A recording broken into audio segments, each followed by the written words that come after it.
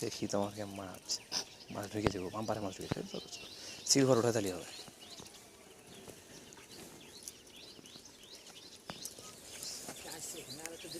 মাছ চলে এসছে, চুপ মাছ ওটা কখনো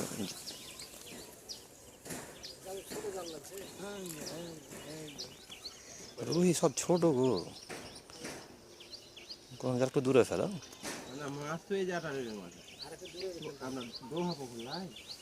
তুলো তুলো তুলো তুলো তুলো পানি মেলাই এই বকচার বন্ধ পানি করলে থাপ হবে।